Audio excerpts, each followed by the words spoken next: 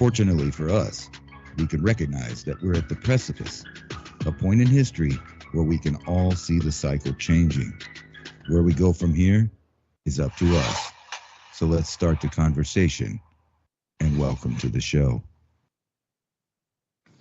And welcome to the show over the thundering lightning outside. Appreciate you joining tonight. Whoa, I don't even know where to start. Dog's terrified under the desk. The electrical storms are getting so much more intense, as would be expected with the jet streams going out of flow. Magnetic field on our planet has declined yet again. Now we're into the economic mix-up and the stoppage of goods pretty much across the planet. So you have to ask yourself, is this all related at this time? Now, everybody is focused on the economy right this second. Should we stop for a minute and just take a deep breath and be focused on the beautiful blue planet we live on? What we're seeing in our mind is nothing more than a tapestry woven by controllers to try to get you to put out these emotions that are feeding them. This fear, this chaos, this unknown. Those are emotions that these entities feed on. They're feeding off of us as a construct through this planet. It doesn't matter which nation you're in right now. Some sort of frequency pattern has been put over humanity that is triggering some sort of stimulus. And I can absolutely feel there's something here feeding on us. Hard to describe what that is, but have you felt the shift? Seems like there's been a shift. The energy seems more scattered. You can almost feel that vibrational pattern has changed in the last couple of weeks.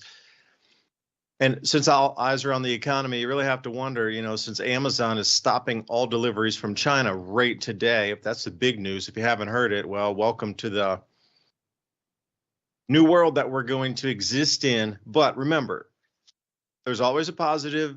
There's always a way to find something and maneuver through this. So as I was talking to somebody else earlier today, when this shut off begins of Amazon product right now, there's going to be an enormous amount of people that had survived COVID in the small business arena that will face more difficulties. But we as Americans generally have bought so much stuff that houses are packed full of stuff. You need a storage shed to fill all the stuff. This is going to be a chance to possibly recycle and be able to use and sell and barter and trade with others who need what you have. Now, if Amazon gets cut off, yeah, those are the tornado warnings, severe thunderstorms, giant golf ball size, larger, even approaching apple-sized hail coming down through Atlanta. Warning, extreme warning. You have about 30 minutes before that monster hail starts ripping through Atlanta and metro Atlanta. We're at the very edge of that up here in East Tennessee, but that warning system coming out was just box after box of red warnings coming down toward Atlanta. Ryan Maue putting out some big warnings there over on X as well, at Ryan Maue. Like, these are the things that are coming out. The ferocity of the storms can no longer be ignored. The crop losses and delayed plantings and floodings and just absolute chaos in the agricultural production system across the planet can no longer be ignored. It can't be. So, the chance of all this economic strangeness overlaying on top of what is going to be the first year of absolute devastating crop losses. You can't tell me there's not related when a known inbound cycle was coming. Now, guaranteed, it's totally baked in they've already guaranteed that we have stepped off solar maximum, heading into solar minimum 2 years early. So as we do the waning magnetic field, there's going to be just more galactic cosmic rays, more rainfall, just more strangest, more electrified skies, more electrified storms. And this all plays right into what we're seeing with the change of our society. Actually, Trump summed it up quite well, the change of an age.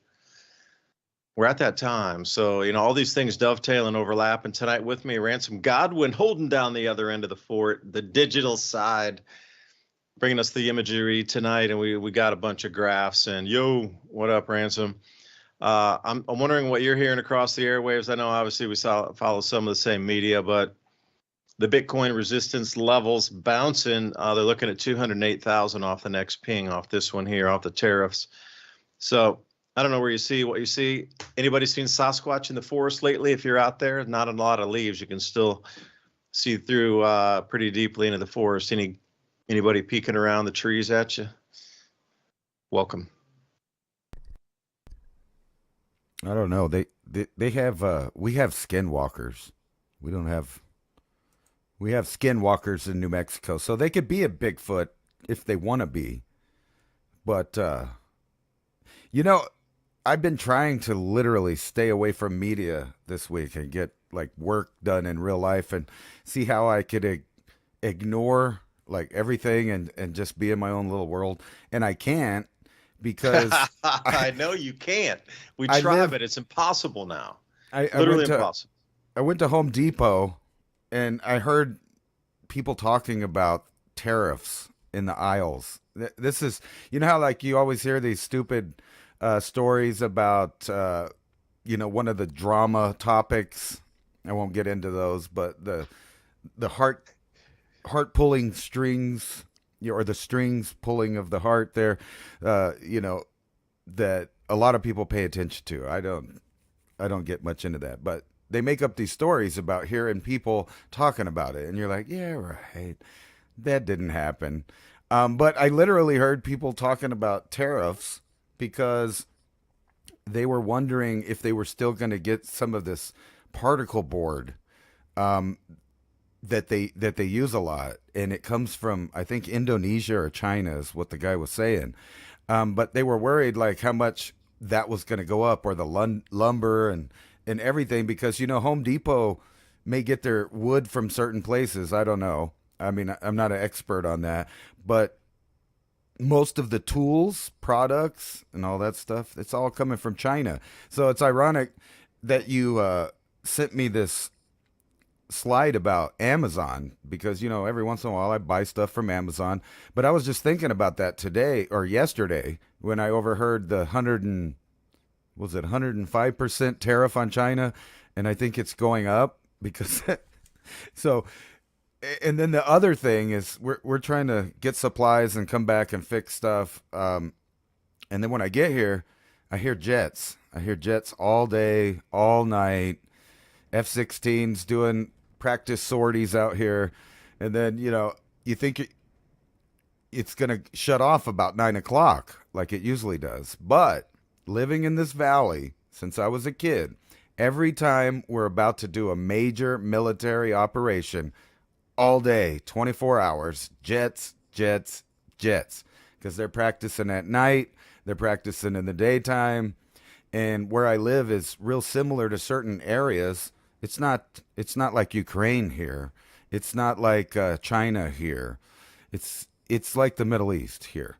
So it's a perfect place. So I'm betting that the economic, shock and wonder and people worrying about things going up and going down is all going to disappear in a few weeks when we start bombing and bombing and bombing. And you could guess which one that is because it's been like a 20-year buildup to take that last country of the seven that they wanted to topple and destabilize. So we're there.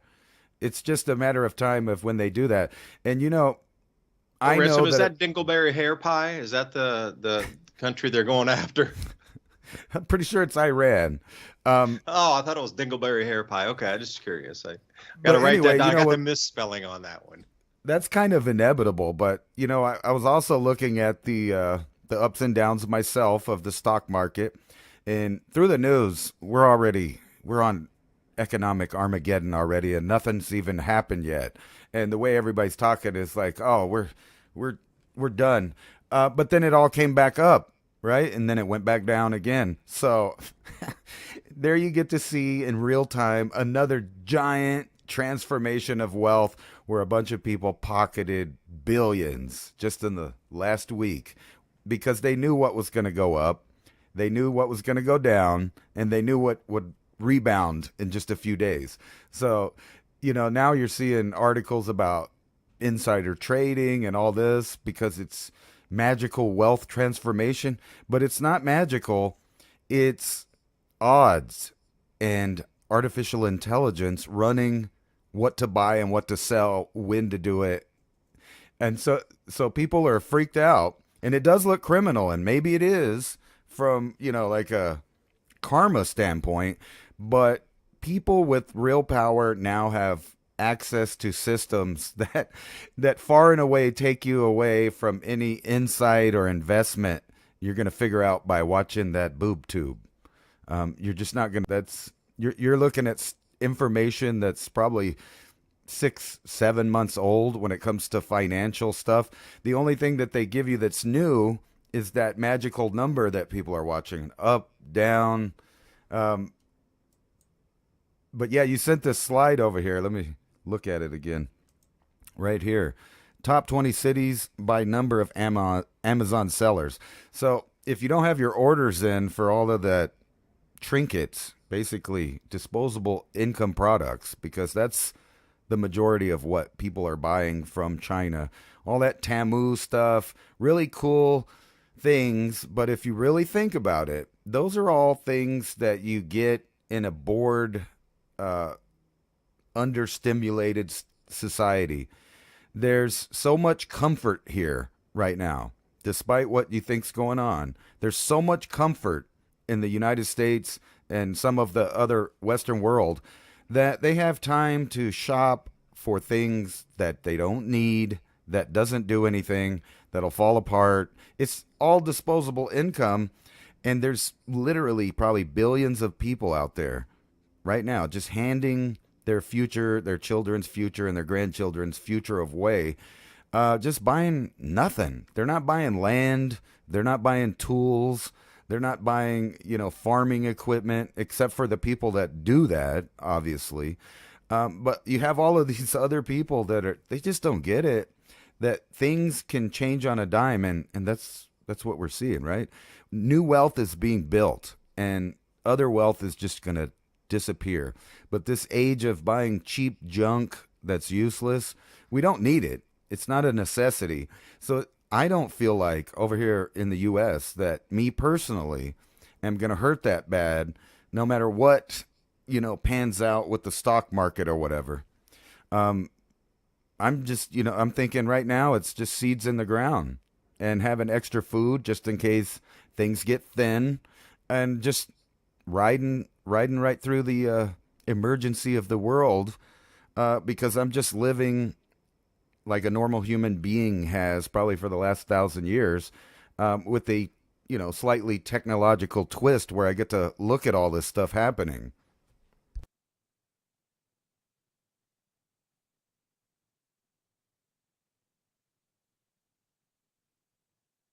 We might have got cut off from Dubai.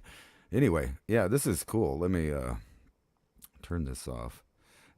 And I was going to skip through the headlines for you guys and show you this. That's all they're showing on the news right now. It's just a bunch of economic chaos. Well, except for, the storm right here. Oh, well, that's how long it took me to get the Starlink back up and running here again. So if you're fast. wondering like where I went, boom, our internet just cut off at the edge of the storm. So thunder and lightning outside, little storms here, and at least the power hasn't gone out. Cross fingers, but I got the generator ready and Starlink's up and running. So it takes about that long to convert over to get that unit up and plugged in, because there's a little delay because we don't leave it on all the time unless we really need it. So by the time it connects and goes back and gets a signal and pulls back, you're about 3 minutes in.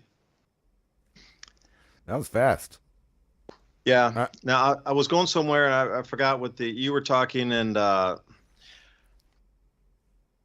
this whole thing of, yeah, I was going to say, I thought I'd sent you a picture here of the last 3 times that when you were talking about, I had a graphic that the last 3 times that it had happened like this, where the market had swung 5% up, 5% down or more, 6, 7, whatever, was 1997, 2008, and 2020. So those dates are significant for those of you who trade stocks or you knew. Yeah, here you go. So Ransom, I just sent you that thing. Oh, I'm sorry, 1987, not 1990.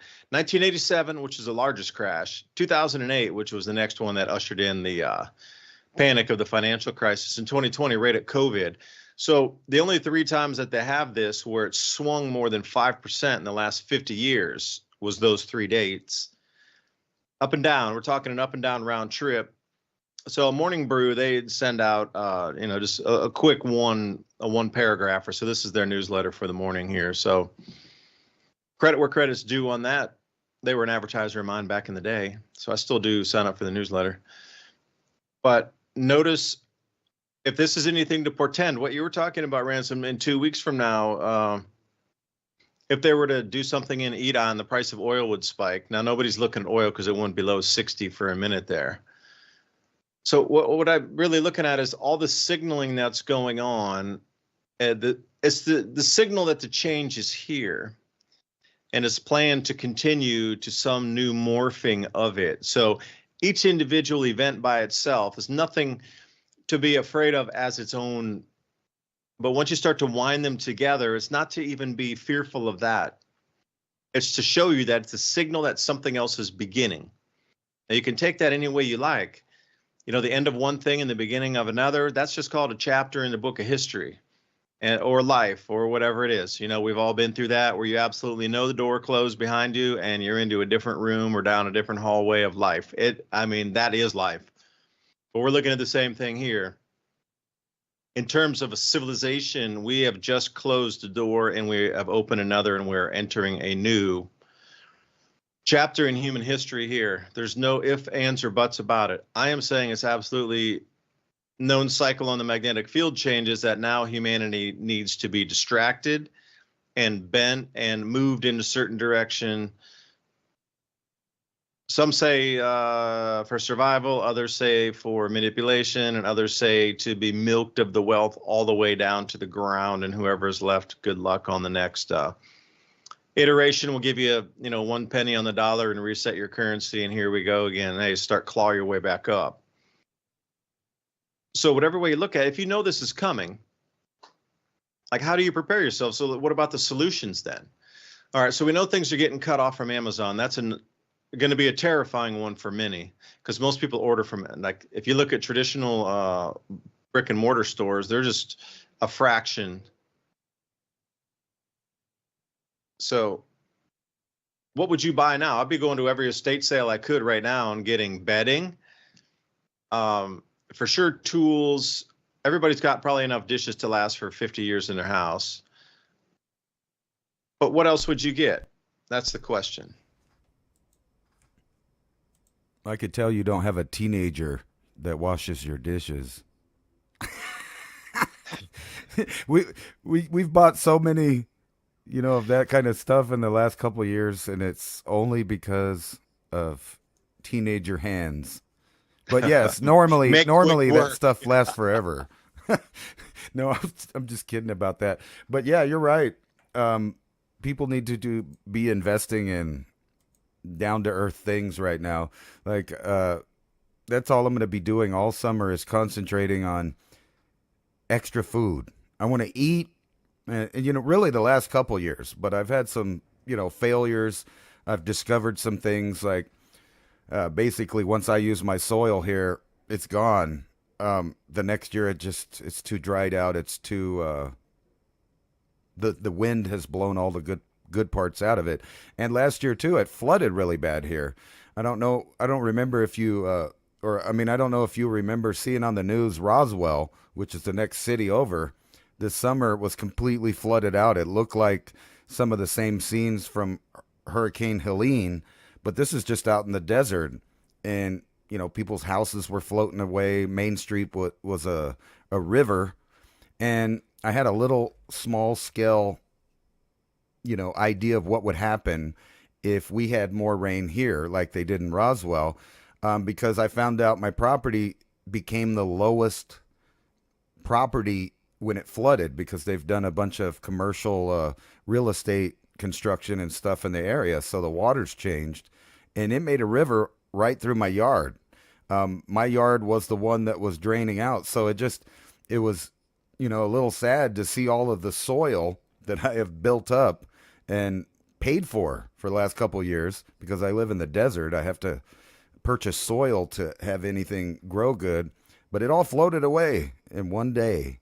It was already eroded, but that was wind erosion, and you could kind of put new soil on it and reuse it, but not if it just floats away and you're back down to the red sand clay and you have to start all over again. So this year we're concentrating on, fixing little things like that, anticipating problems so that you don't have to deal with things like other people. And that's just really a good idea for everybody to start doing right now. Find out how easy it is to fix things and do things yourself, basically. We all need to become Renaissance men, so to speak, where we know the disciplines of a lot of things. I always worry about stuff when I have a project. Like, am I gonna, I feel dumb before I do it.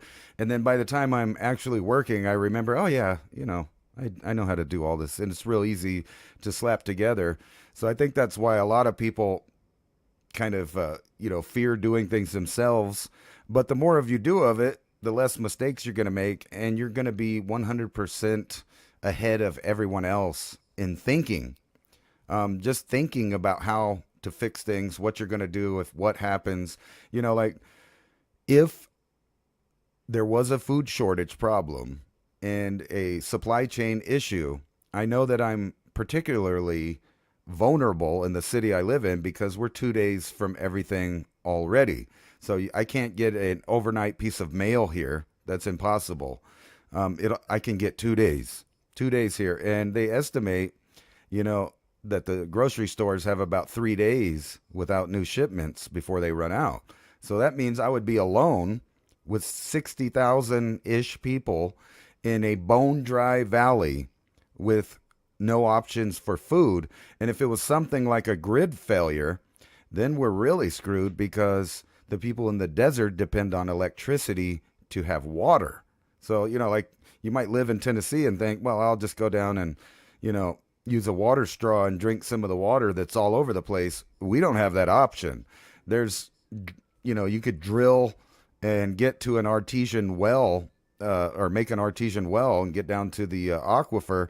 That's a lot of manpower, and you're not doing it without equipment, permits. It's a big expense. So poor people aren't doing that. That means you got 60,000 people to compete with for a drop of water, a bite of food, and that's scary. But it can happen. I mean, we keep seeing it happen over and over. Natural disasters, and these are all probably somewhat preventable with some kind of preparation, but that's something we've lost in the past 20 years. Yeah, and it sounds like you're down in a 50,000-foot crevice getting your water down there. 5,000-foot crevice. 50,000-foot crevice. No, think about this. Bill Murray with that one. Caddyshack, and the 50,000-foot crevice. Right. But we got somebody bought us 3 double espressos. Someone, thank you, BB, right on the money there. Thank you. And Ransom, I was going to ask you, bamboo. Would bamboo grow out in your area? Because I'll tell you a story. When I was up in Pai, in Thailand, North Thailand, and I was working on an organic thing up there. This guy Willow passed away a few years back.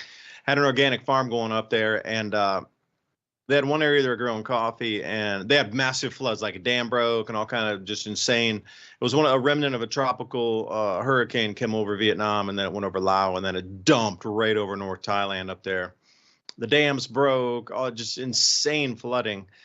But you know what? Wherever there was bamboo along the riverside, it actually caught what you're talking about, built up a mud thing, and all the debris went around it. Nothing got washed away behind the bamboo wall. And another thing, my wind chimes are banging out here, and we put them up in a certain spot where only from the south wind, when it gets real heavy, and you're going to get blasted with a big amount of rain and stuff, these wind chimes are jingling out there. So like setting up natural, even if I didn't have if there was no power and anything here, if we hear those wind chimes, we know you need to batten down something, because the way that system's coming in, anytime it can get those wind chimes to ring off, that's some heavy wind from the wrong direction. So it's all these little things, that you might want to consider. And speaking of your soil, I watched Danny up at Deep South Homestead. He lives in Mississippi, and he did some soil testing himself out there where they were putting in a new orchard. He's taken away some old garden area where he used to plant sweet potatoes, and he's rotating it out, and he's putting up a peach orchard out there. But he was saying nitrogen disappears every single year. Even though he does a lot of fertilization and that sort of thing, his nitrogen disappeared. He was shocked how low the nitrogen was, because I just put a whole bunch out there last year. So he was saying with the new UV, with the other changes solar activity wise, that the interaction of UV and nitrogen in the soil, we are going to be consistently undernourished with nitrogen. That you need to, as a number one thing, consider more nitrogen application, because it seems to be disappearing rapidly, far more rapidly than ever before, in terms of the interaction here with the baking sunlight. And I can attest to that. Just we were out yesterday and the day before, because I was pruning my orchard out here yesterday, and it was scalding. It's early April, and I really felt like I was in a microwave oven. And that sunlight was incredibly intense yesterday. But if you're all out there and you're thinking, Ransom's telling you something, another thing as well, Danny down in Mississippi saying something's different. And up here, the sunlight is just absolutely off the Richter, like cooking. So think about that in the Southeast U.S. all the way out to the Southwest and desert areas here. Like, there's significant noticeable differences. So if we're all noticing it, what do you think the big ag people are going through right now? Although I did drive through a bunch of fields of winter wheat today, and they all looked really good. I'll say that. But again, plentiful rainfall, East Tennessee, it's that perfect time of year. That winter wheat harvest is going to be real good out here. But other than that, because I was just curious, Ransom, if you can grow bamboo in the desert, like once it takes hold and those roots get down real deep, are they able to self-water? And because putting bamboo around your property would actually stop that or gather more dirt around after those kind of flood events. Just food for thought. Well, I happened to just plant bamboo like 2 weeks ago. I put it all in the sand that's along my fence there. I had a bunch of seeds that somebody gave me. And yeah, exactly that. What's funny is the sludge that kind of built up that got delivered here from somewhere else. I had to, re-dig that out to level my gate so I could even open it, and there was massive amount of weeds and plant life that grew in that. And that's exactly what you're talking about. If you can just keep the water where it actually deposits soil because of the plants, then you get a buildup there. Yeah, that's a trip. I did. I'm having to reinvent how to grow everything here, because I've learned a few things. The problem here is with the flooding is you could live here for probably, 2,000 years and nothing will happen. But if a monsoon storm hits this mountain right next to me, that's a 5,000-foot drop that just drains right in the valley where all of the occupation, yeah, that's right. Occupation of humans, anyway. That's where all the people live. And they keep redesigning, and it seems like the engineers don't understand desert flooding, because the desert makes the seal on the top of the soil, and when the water comes, it just can't absorb into the soil. So it just races across it and takes everything on top with it. So it's a really dangerous situation if, we get one of those events of 20 inches of rain or something right on the mountain. And that's actually what happened, ironically, to Ruidoso, that's right up the mountain from me. They had a bad wildfire. It burned up all the brush. They started cleaning up. Then they got a massive rain event that flooded everybody out and messed it. So it was like one big emergency right after another one. And they're still rebuilding that town right now. Like, they're literally having to fill in these 20-foot gashes in the ground that just washed all of the soil down to the bedrock. Totally redesigning their town. And, just a 2-day event. Where would you look for the gold runoff then, if something like that large of an event were to occur? Obviously, gold is in that area. So, were people down trying to pan out where those like huge washes down to the bedrock were? I'm curious because, No, Yeah, not that I know People of. chasing gold these days everywhere because it's becoming more valuable. So even what was non-profitable, or you wouldn't even think about it before, but if you're getting massive floods washing out gold, known gold deposit areas to bedrock, I mean, where would that deposit down the stream where it was flowing to? It would be in the city arroyos. If you go down to the end of the canals that they make, this is actually where I used to get the sand for underneath the garden. And you can just go steal the sand or whatever. But the problem with it's got a lot of microplastics. But yeah, I don't see why you couldn't do that. That's the end little mud pit. That's where you would go. That's where it all washes to. I Yeah, never because seen there's, anybody out there panning though. you never do, huh? No, I bet no one's thought of that. And if they did, they're not telling nobody. Yeah, keep your if you find those little secret spots, everybody, keep it quiet. Don't be broadcasting here on YouTube that you got that. Because the moving forward, there's going to be some new opportunities, but unless things change back incredibly fast, like the damage that'll be done already here is maybe it's not damage. Again, like you look at a forest fire, okay, it's damaging. But then, the following subsequent years, plural, there's just an enormous amount of new life that flourishes there. From the flower to the vegetation to the bird species that come back, the insect species, that sort of thing, they just come back. And, fire does also, ignite some seeds to come out of their hibernation. No pun intended on the ignite, but generally, there's different types of seed. Like, I was talking about the winter wheat. It has to go through a certain number of freeze days sitting in the soil before it emerges in the spring.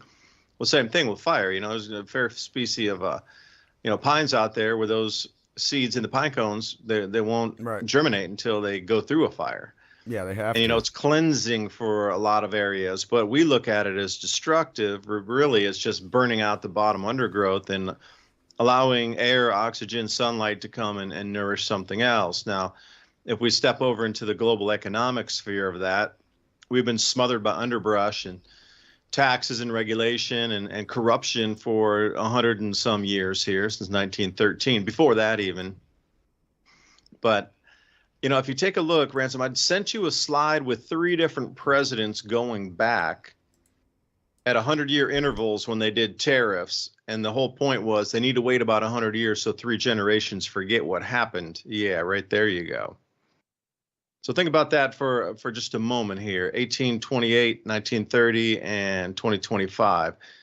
The same thing with the different pandemics that had come through. You're telling me that 100-year interval that we got the Spanish flu 100 years ago, and prior to that, two intervals back, we get the Black Death. It's like every 100 years, something's coming through. It's like these 2 things seem rather coordinated to myself here on these 100-year intervals. Now, I'm not saying that the Spanish flu overlapped to the 1930 and the 28 crash, but it's really interesting how these plagues also on our planet are nearly at 100-year intervals. Tariff collapse, restructuring at nearly 100-year intervals. So what is it about that 3rd generation waiting period so everybody forgets before it happens again? Something seems amiss here. It does seem cleansing that we're getting through a lot of, shall we say, overburden that should be burned away, that's getting burnt away at the moment. But again, for those animals that are in the fire at the moment, they're trying to flee and get out of the way of the danger. Only the subsequent years do they come back when there's green, supple, vegetation growing and it's safe again. Fire's been extinguished, things are growing, there's tree canopy, flourishing food source, but that takes a year or 2. But I think we're right in the middle of the forest fire time right now. And then we're going to blaze out of here. We got to get out of the way for a minute and then come back in. But it's going to be absolutely mind altering to find the opportunities. There will be many, believe me, there will be many opportunities during this time. But how do you identify those and sort of dive into the niche? Because I was talking to the guy who helped me do the orchard yesterday, and he doesn't really have much TV either. And he was asking me, what do you think? And I told him, I think we're going to go back to sort of a bartering and trading, like empty the closet, kind of move through, you wouldn't even say yard sales, but like community sales of things. And he goes, oh man, I live in that world. And I was like, dude, you are going to dominate then. If that's your waking state already and you're existing in this commerce world in that underlayer of barter and commerce already, you're absolutely going to be the king, man, of knowing how to do that when nobody else does. See, now we're going to flip the script here. Everybody knows how to use paper dollars and go buy something new in a store. That's like child's play. Now take something that's been used and give it value again, and then find a price that somebody will agree on and then give it to you in a different thing, not using money. It could be using food. It could be using labor. It could be using something else. But those people that exist in that world already as their waking state, just like I saw this movie where a disease swept through the air and made everybody go blind. But the people who were already blind, they were the kings inside, because they already knew how to exist in and thrive in that environment anyway. So everybody else came in brandly new, blind, and stumbling around, banging into stuff, couldn't even make it to the bathroom or anything. But these people who had lived in that world absolutely dominated. So I'm looking at it the same way. If you're anyway and you have skills for bartering, trading, assessing value, sewing something back together, revamping something, consolidating that for sale at a different place, absolutely that's a winning strategy moving forward. I hate to use the word Great Depression-esque, but I think that supply chains are being ripped apart on purpose to bring us to a regional sort of existence anyway, and there's no way around that. That's just the way the Lima Doctrine, or the Lima Declaration, excuse me, from 1974 to 76, when they set up the protocols to move us from that period of time up to today to deindustrialize the Western nations, and then bring us to this, what we have today, to spread out the wealth, to spread out the technology across all the less developed nations of that time in the late 1960s, early 70s, early 80s, to try to spread that across the entire planet, to have them self-develop at least to a certain point. Now this has run its course. Now the next 2025 to 2050 is about deindustrialization. Everything's going to be 3D printed. What you consider bringing factories back to America, the automation there is going to be 3D printing and using AI. The people that will be in there will be the ones who either program the automation and robotics, or they'll be the ones that are servicing, or they'll be the ones that are making sure the raw product is in place, that the manufacturing can take place. There'll be no humans inside there. And we're going to come back to regionalization again. We're definitely stepping away from anything on the global level. So this is the terror part right now. We're in the beginning of the reformation of it. Because if you lived in the 1970s and the early 80s, you saw the beginning of, NAFTA, and you saw the beginning of this moving things to cheaper places like Mexico, and then suddenly jumped over to China in the early 90s, and you heard some inklings of stuff in Indonesia and China. You saw that movement slowly, and bam, like Andy Scheckman always says, slowly, slowly, slowly, and then all at once. Little by little, and then all at once. Well, that was the same thing that we saw. It was like little by little in the mid 90s, and then boom, everything was in China by 2000, 2005. Man, there was nothing left. That stuff even got hoovered over there from Mexico. It all got sucked over to Asia. And this is the same thing. It's like little by little, and all at once is beginning to happen. It's going to shift, rift, break, crack, and get smashed into 1,000 pieces. So where's your opportunity in that? That's the whole thing. Don't look at it as something bad happening. Look at it as a reformation and a possibility to reinvent yourself. So where do you find the value in that, Ransom? Like, walk me through that world here. I'm all ears. It was funny. I was just watching that Ross Perot speech about, why wouldn't we build stuff other places if I have to pay health care and life insurance and all this other stuff to just make a product? I'll just go to Mexico. That's that giant sucking sound. Remember that? He was talking about that. Yeah, that made me think of that a lot. Yeah, I remember there's a lot of wisdom in a few of the outliers that are, there was some such wisdom in the people who are outside the political circle that really wanted economic change.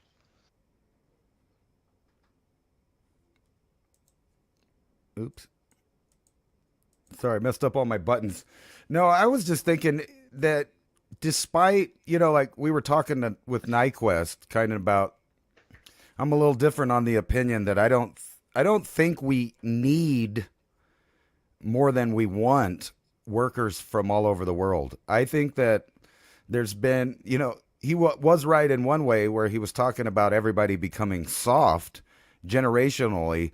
And, like you have the great generation, then they have the boomers, then they have Gen X, and Gen X, learned a bunch of stuff from the great generation because that's their grandparents. Unfortunately for the millennials, the boomers were their grandparents, and the boomers really had everything handed to them. Their parents worked to the bone. They fought a world war. They lived through, massive hard times with the Great Depression, the Dust Bowl. All of that stuff was in their childhoods and them growing up.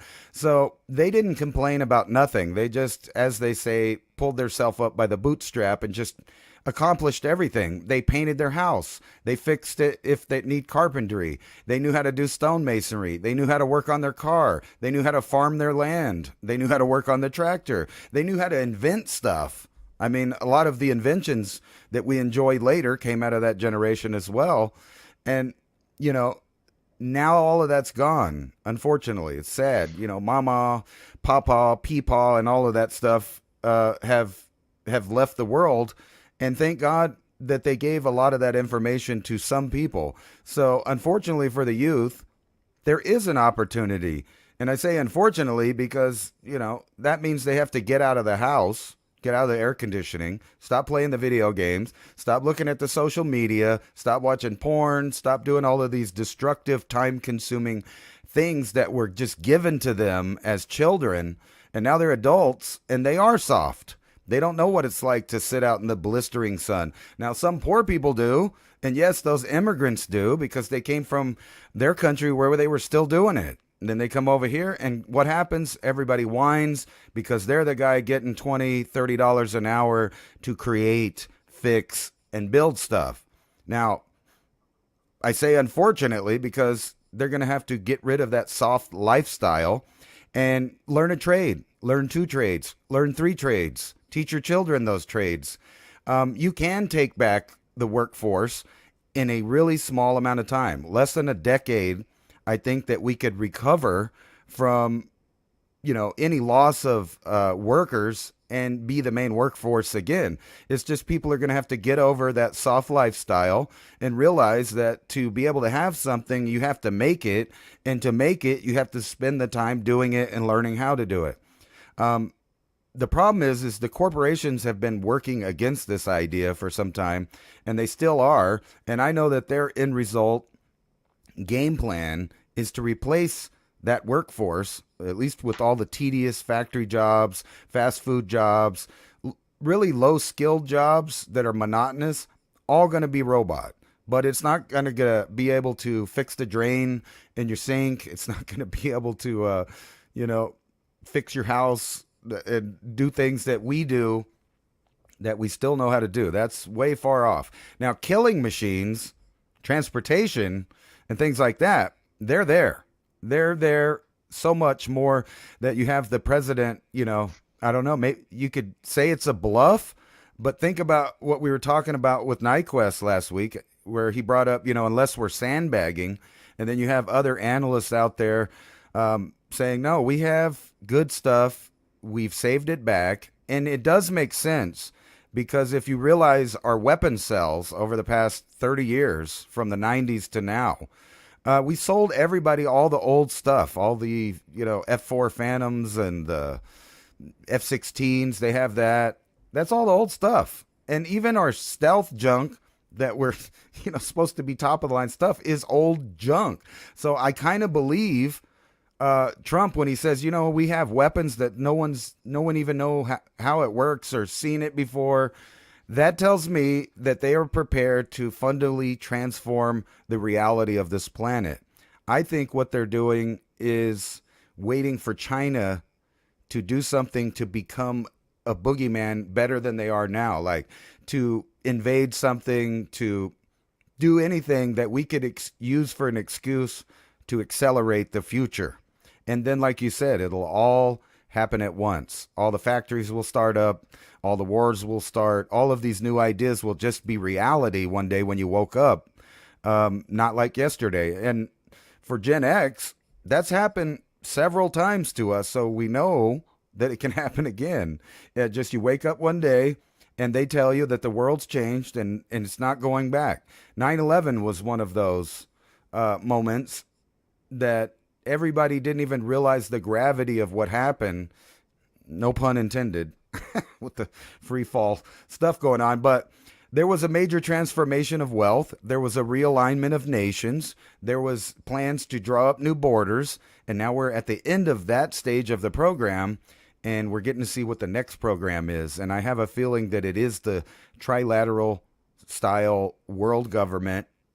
And I think all the players are participating in the grand final idea, but they're going to fight over who gets better circumstances in that new world. And I think that's what's going to happen. We're about to bomb a few countries, do some major trade reorganization. And this thing with China, we can cripple them. We don't need that crap. The stuff that we buy from them is just not really necessary. Everybody got sold on the comfort, softness of capitalism and being able to buy a product and have it delivered to their front door.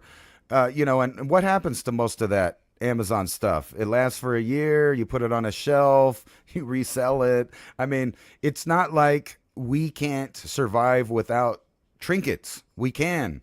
And in fact, everybody has for millions of years up until now, where we've become the softest civilization to date.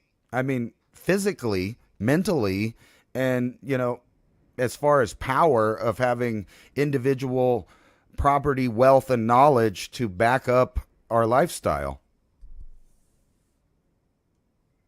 Yeah, the old cement pond grandma kind of lifestyle from the Beverly Hillbillies, like the old timers. Even out here in East Tennessee, the old timers are really not as many as there used to be. You can tell they operate differently.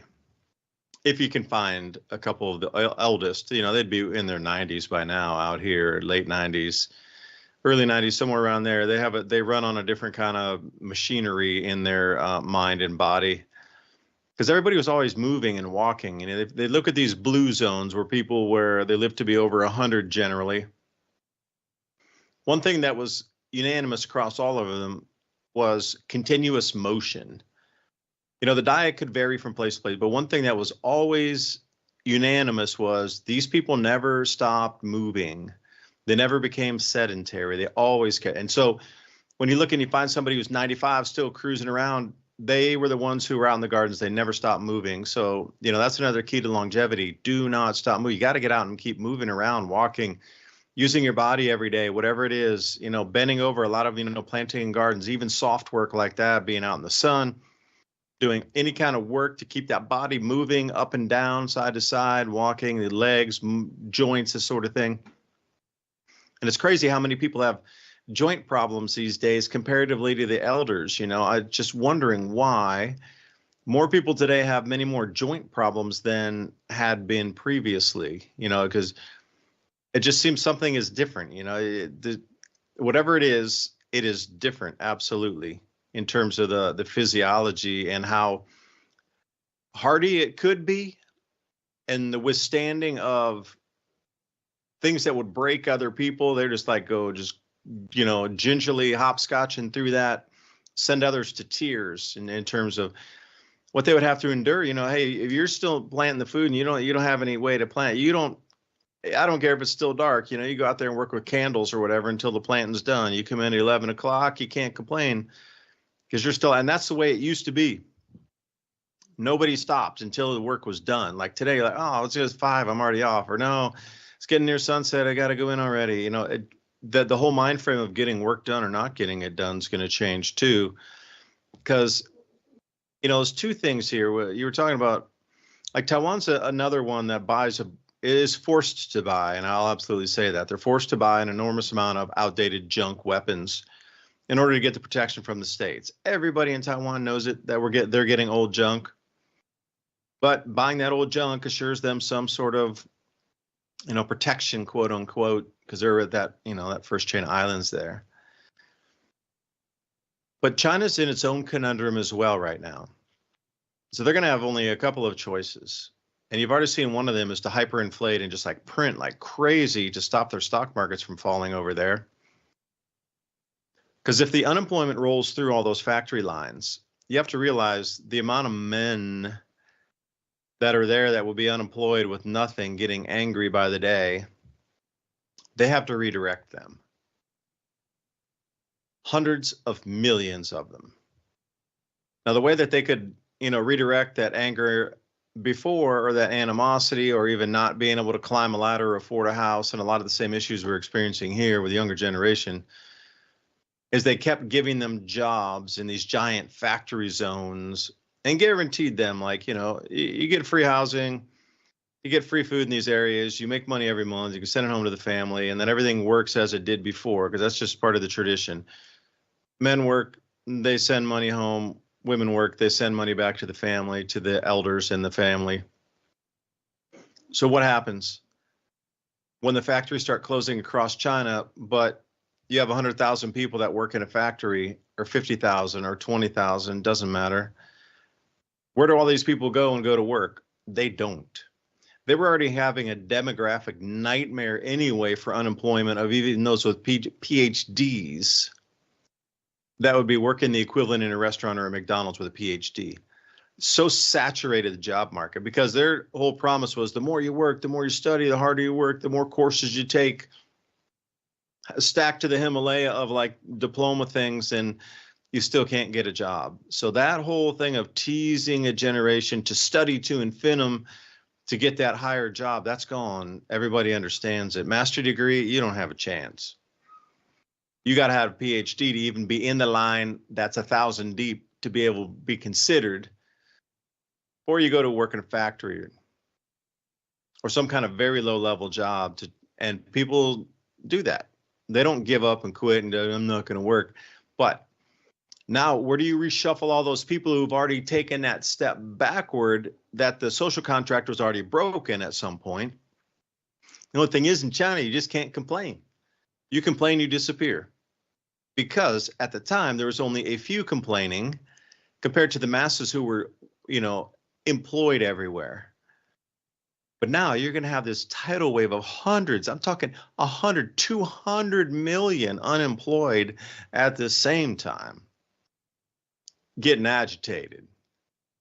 So China's in quite the conundrum. Their economy is in collapse. They had to pump the most money they've ever printed. They had to devalue their currency to the lowest ever, at least on the foreign exchange traded market, not the actual exchange rate in China. Because when I traveled there, and I was studying there in 2002, 2003, somewhere, it was like 7.8 renminbi to a dollar. Like the Forex float outside is somewhere around 7.6 now. So it never got really ultimately the lowest, where it was 7.8 when I was there way back, 20 plus years ago. But it's getting close.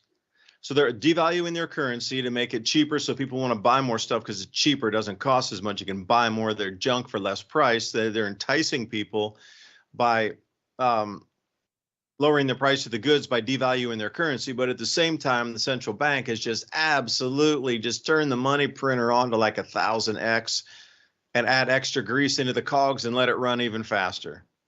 Full steam, some kind of like a Bugs Bunny, Wile E. Coyote kind of crazy, where the steam engine's pumping. It's almost gonna, like the bolts are coming across, every puff of the engine on the gears, and the sort of boom, boom, you can see it. That's just exactly what their money printers are like now. It can't even go a fifth of an eighth, hardly longer, before China's gonna absolutely implode in some way, economically. And when that happens, and those factories, like Amazon stopping all deliveries to America, absolutely just, I can't even believe it. Being in China would be very terrifying right now if you were a business owner or the government itself. They realize they just got cut off, and all those societal problems are going to sweep back. It's like a 10.0 earthquake happened offshore. And suddenly now that giant tsunami is coming back, and they can see it from the beach. That's what's happening right now. So to look into that society at the moment, they are backed into a corner pretty much. So at what point, how do they get out of it? Imagine the same thing were to happen to us over here. We're not nearly as reliant on factory production as they are. How do they find a way out of it? They got to redirect the boys elsewhere. And what are they going to do? Anyway, I know rambled into the break. Sorry, Ransom. We'll catch you on the beginning here. But anyway, civilization cycle. There are few things you can count on in a major disaster. Having your water supply cut off is one of them. With the Alexa Pure Emergency Water Bank, you'll have months of drinking water in your home. Everyone else will stand in line waiting to get just a few bottles. We'll be right back after this message. It's one of the easiest, most affordable ways to store emergency water, and it takes up hardly any space. The Alexa Pure Emergency Water Bank includes one BPA-free liner, comes with a siphon pump for extracting water, provides easy-to-follow instructions, fits just about any bathtub, large or small, fills quickly in 30 minutes or less, holds up to 65 gallons of water, and keeps water fresh for up to 16 weeks, holds about 2 months of water for one person. A person can generally survive without water for about 3 days. However, the exact amount of time depends on many factors, including age, activity level, and overall health. Don't gamble with your life and well-being. Being prepared is easier than ever with Civilization Cycle and Alexa Pure. Our Grid Doctor 3300 has been upgraded to include EMP Intercept technology. Our built-in Grid Doctor technology incorporates industrial-grade components to safely protect the Grid Doctor 3300 and keep it operating in those dangerous times.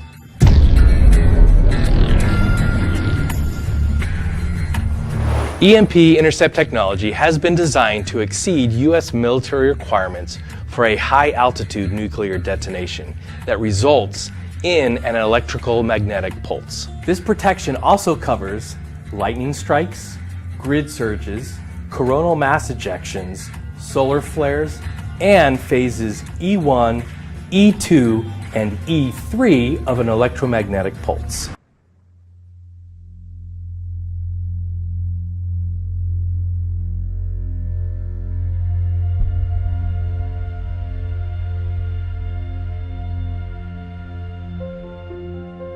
New York City in the early morning, after a night of no electric power, and so no lights, elevators, subway trains, or any trains, airports, air conditioning, traffic signals, television. What it did have in the dark streets was a wild outburst of crime. Arson, looting, mugging, and 1,000 false fire alarms.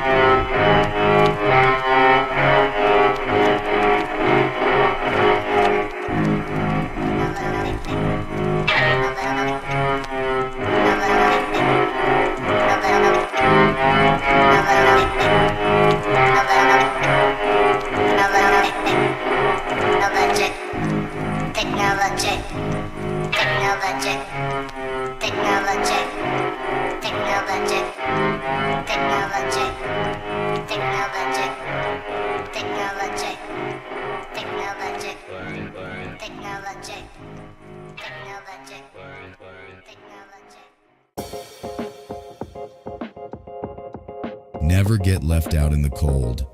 There is never a reason to ever let you or your family suffer.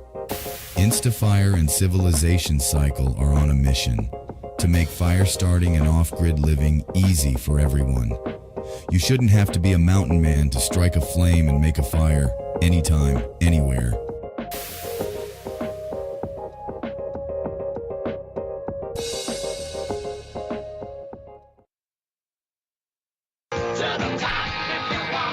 Oh, they'll ban us for that song. That's what they do. Hopefully that wasn't enough to get us busted. Bring us back in for the second hour right here, Civilization Cycle. Ransom Godwin bringing us in hour number 2. I was rambling into the break. I do that sometimes if I get on a tangent about something. China's about to find itself in a very difficult position. I don't know, Ransom, if you agree with that. Like, you know, what do you think they are going to do when their manufacturing ceases. And Revolution Radio, thank you for letting us talk about these ideas here. And, if you value free speech, which is not allowed in China, but it is here in the United States, still for a moment, so consider supporting Revolution Radio. Revolution.radio on your dial there. Many ways to support right up the donate tab. Something for everybody. So Ransom, I was wondering what you thought about, if it does go to that where manufacturing pretty much that's their largest market is America. So it just stopped as of today, and there's no more product coming. And I've seen a million stories of people returning shipments because they can't spend the $3,000 on tax on a $2,700 product. They got to spend $3,000 on import tax. They're like, send it back. So a lot of small businesses are already getting hit. Things are rolling back to China. They're not even going to send them out here anymore. There's a ton of suppliers calling their American customers, going, "We're not sending it." So now we're pretty much have been cut off. So the firewall across the ocean's for real. So how does China handle it is more my question. I think they're going to have to relax their society if, because I just don't really see what they're going to do. They don't make certain things the right way. And the truth is most of the stuff they sell is stolen intellectual property in the first place. So if we start this new trade war, Cold War, whatever you want to call it, a new one, say it doesn't just go, right into war, despite us seeing, Chinese troops popping up in Ukraine, which kind of shows you that those two countries are tied together. So maybe they'll try to victimize Russia with all their trinkets. I know one thing: they're not going to compete in the car market, not with any country. I've been following a couple of Chinese channels, and I'm not even going to say their names because the way the internet works, they could get in trouble somehow just from you pointing it out. That are just talking about the differences in products, like. They sell a lot of the same things there, but it's their version of it. Like electric cars, for example. We over here get to see a lot of crashes, like with Tesla and stuff, and the people are usually okay, despite their car being totaled. Over there, a lot of people are burning alive. A lot of people are burning alive. They're being trapped in their cars. Their cars are driving into things. So... one of these are not the same. So that kind of shows you, to me, what might happen in a military frame of mind when they start putting out products that just don't compete with the products they're facing. They have a lot of manpower. There's no doubt about that. They have a lot of economic sway, but I just don't see them making new friends and influencing people to buy the junk that we're buying. It's unnecessary. It's trinkets. And I hate to say that, but they're going to have to reinvent themselves or go to war. There's really only two choices for them.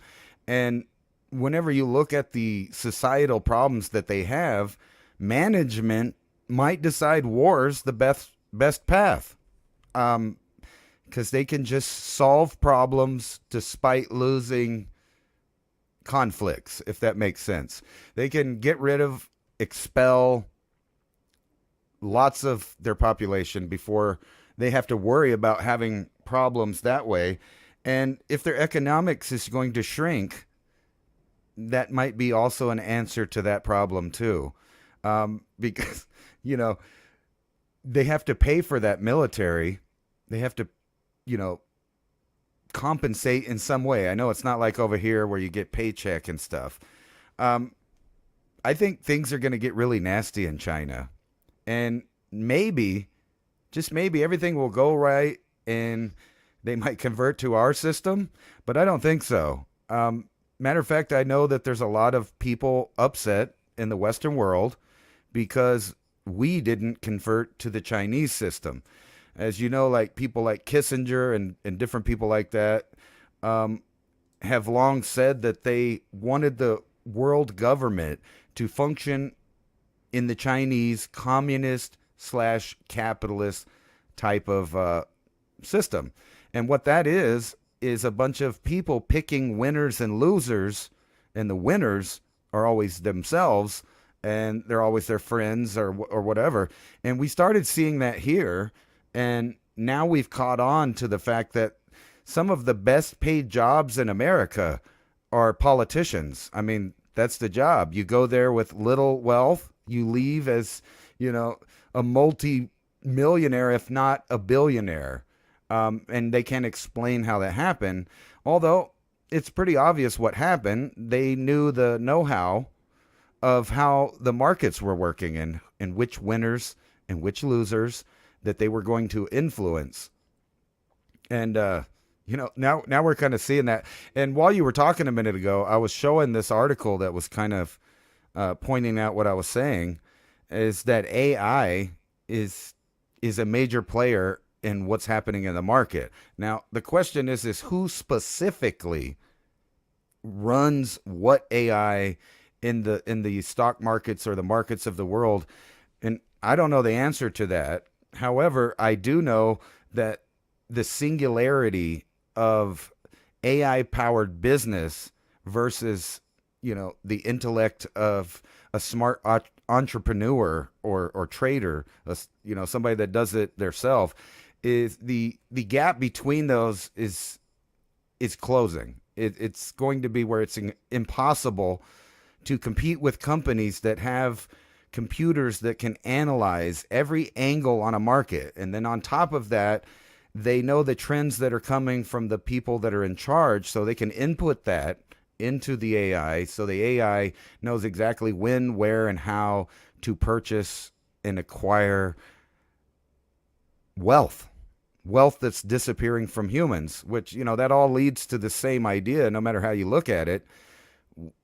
Not just China, but the Western world and other places have to get rid of or pacify large portions of the population long enough for them to implement the physical robotic side of their new infrastructure. And it is coming. I see it. Simple jobs are being replaced. Everything that we do now is just about interacting with AI and robotics. And I was going to go through if you want to respond to that.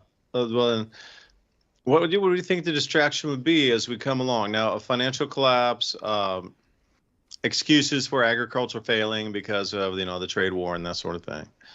But, the incrementalism of it can't be incremental because it's going to have to be a rapid implementation. So do you take away everything from everybody and then offer them some sort of, carrot and stick kind of thing, like we'll get back on track if you all go back and work on the robots here? Or, they promised that's the thing. They kind of blew their cover there on the COVID, because they kept telling everybody we're going to go back to normal, and dude, there is nothing normal at all, 0% normal of anything going back to anything. Like, that promise was never kept, and that people just saw right through that. You're looking at the world of 2018 compared to now. Are you kidding? We never went remotely back to anything close to normal.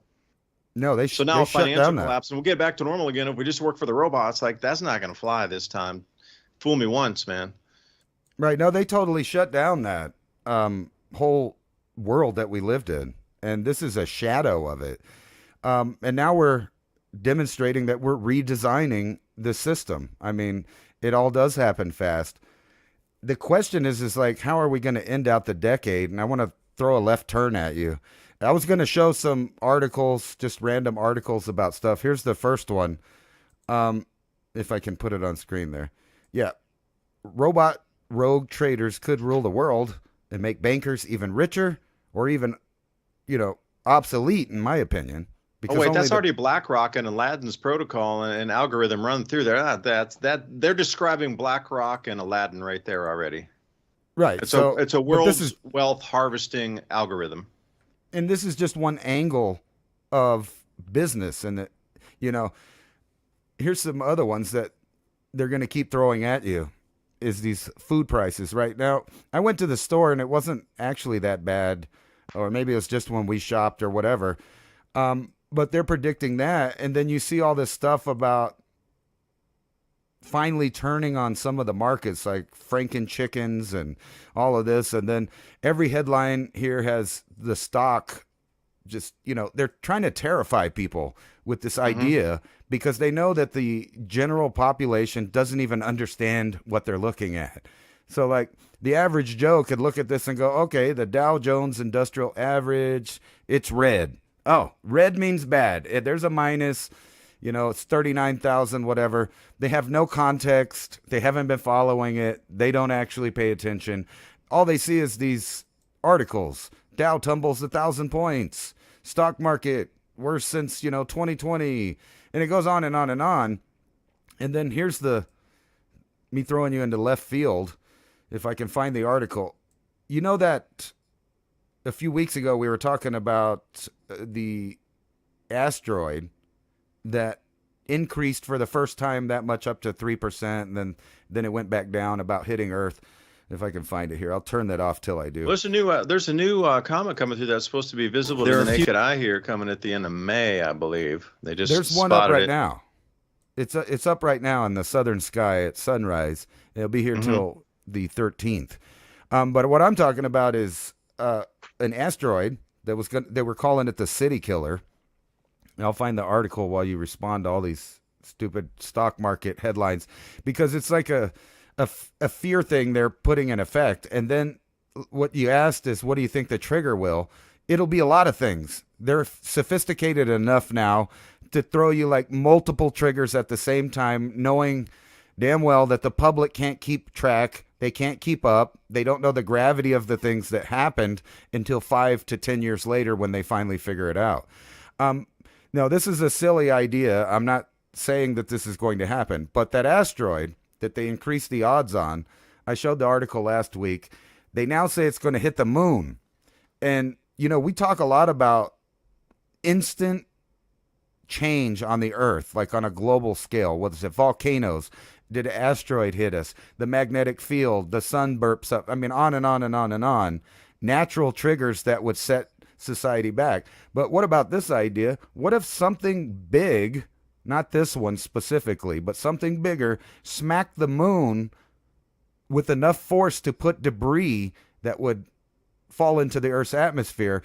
And I'm not really talking about the effects of big chunks, hitting a spot, but the overall dust and debris that's in between us and the sun. And it would be an impact that didn't actually hit Earth. It just hit the moon. And then we have all this dust and debris limiting the amount of light on Earth. And this is something that could just happen at any time. And by the way, with that new comet, it's yet another comet in a long line. Matter of fact, all of them, that's not water. It's not ice, because they've never found one of those. But even it's though electric. The model is that they're all, these chunks of ice and rock, and they're full of water and all that, but they've never found one. So we just know these are electrically charged rocks, and we've paid attention. Some of these just fly right into the sun, and then somewhere on Earth has a giant earthquake right after that, almost every time, even though they don't admit the connection there and the causation.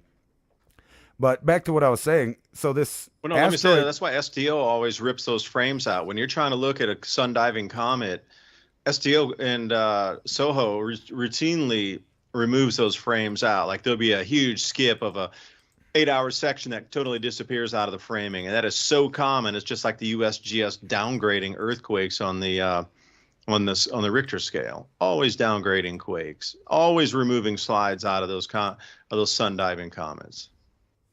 Yeah, so kind of my point was, it's like they don't give people real fears of things that could happen. So rising odd asteroid that briefly threatened Earth will hit the moon. Now it's a city-sized thing, so like a city killer, they were saying that. So we could probably look up with some binoculars if we know right when it's going to hit and see a little light flash or something.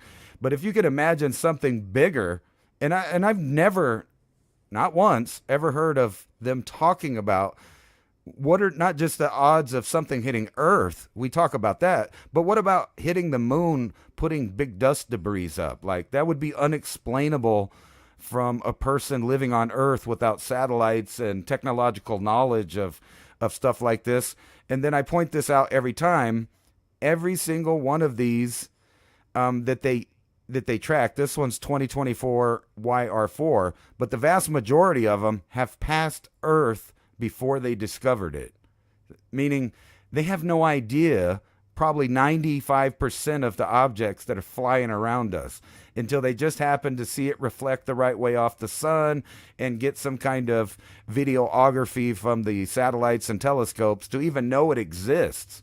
And most of those have already passed the Earth, past the point of, any perceived damage that it might give Earth. It's too late by the time they discover it.